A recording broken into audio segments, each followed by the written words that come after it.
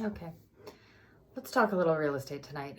I know sometimes I get off on tangents about pride of living in the city and all sorts of other crazy things about coping with the situation that we're in. But tonight I wanna talk real estate.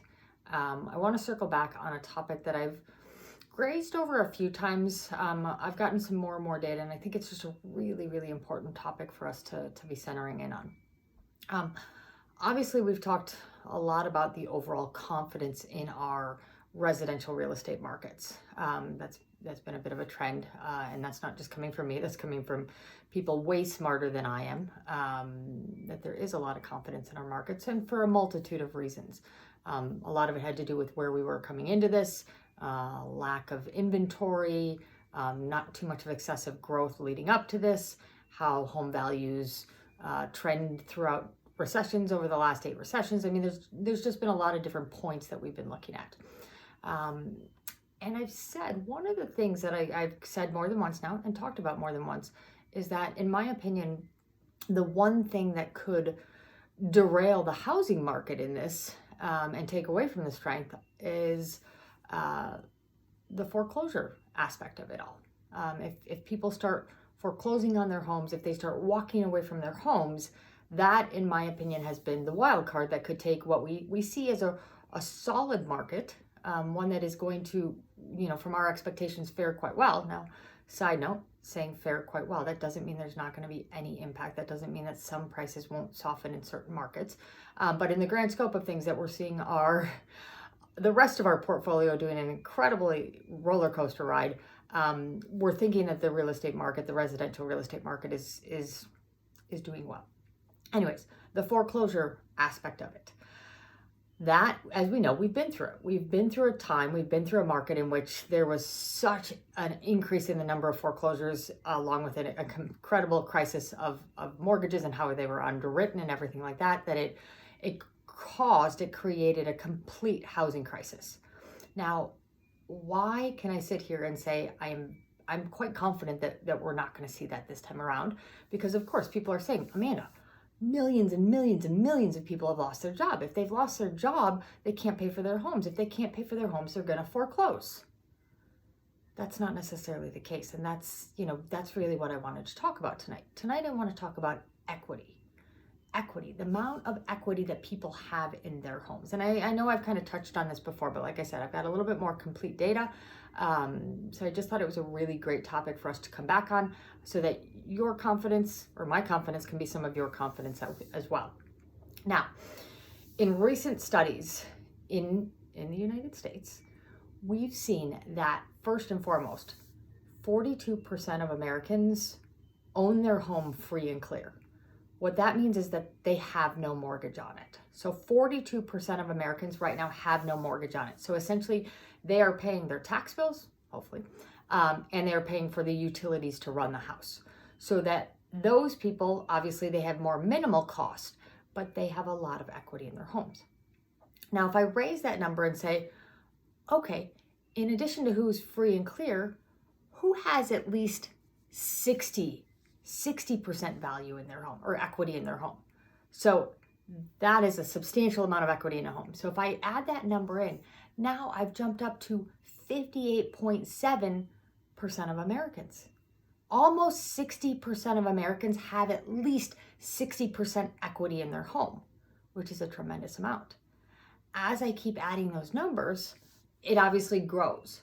So realistically, according to the statistics that we're looking at today, less than 14% of people have less than 20% equity in their home. So what we're saying is a large majority of Americans right now have a ton of equity in their houses. In fact, on average, not everyone, on average, Americans have $177,000 equity in their homes. Why is this so important? People don't foreclose on properties that they have that much equity from, because if they were to foreclose on it, they would walk away from that.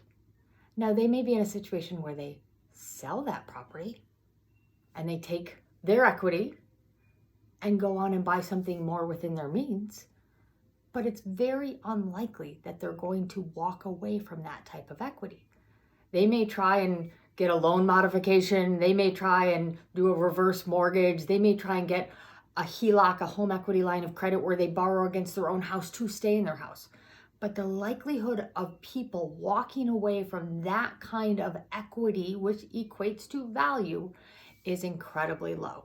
So in my opinion, the number of people that would actually consider walking away is low. Now, even let's take this a step further. Let's be extremist, which I'm not, but let's play it. Market goes down, prices go down 10%, 20%. We're not anticipating that by any means, any stretch of the imagination, but even if it did, we're still talking about the fact that people have a tremendous amount of equity in their home. At that point, you're talking about, less than 14, 15% that would really be at a point where they were either had no value in their home or maybe some negative value in their house. So I wanted to come back to that because, once again, I have a lot of confidence in this market. My confidence is based off of my understanding of these policies, as well as the confidences of people that are way more educated economists than I am. That's one of the reasons why, is that in my mind, the foreclosure mess is what could really derail this. The foreclosure mess is not the most realistic option here. Because, as I said, if people have equity in their home, they're not just going to walk away from it. They'll sell it, they'll refinance it, they'll borrow against it. They have a lot of options. That being said, if you are somebody that is in a position where you need help advising on those aspects and you're feeling trapped and you don't know what to do, reach out to me, reach out to your real estate advisor, reach out to your lender, just to understand that there are good options out there. So that's all for tonight. Just hopefully a shot of confidence in why I think that the housing market is doing okay right now. So on that note, be kind to one another, be kind to yourself, take care of one another, take care of yourself. Remember to be responsible in your social distancing. I feel like I see some people that are doing great in this and other ones that are struggling a little bit. But let's remember it's a team effort for us to get through this. Remember to give a ton of support to the essential workers out there and the first responders. They're doing amazing work for us. I am so proud to be part of your journey here. I really appreciate that. Hopefully you guys know that you are part of mine. I will look forward to getting through another day with you, and I will look forward to seeing you tomorrow night.